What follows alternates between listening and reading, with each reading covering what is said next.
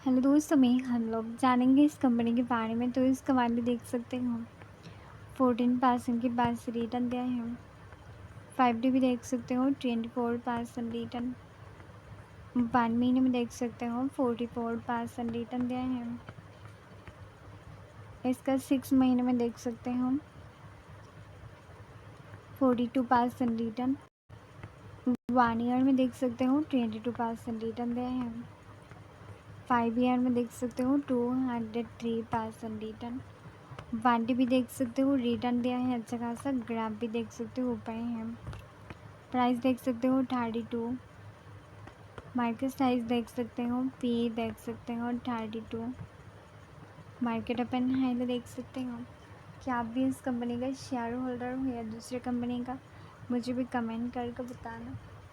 तो आज के लिए इतना ही काफ़ी। मैं god bless you, good bye.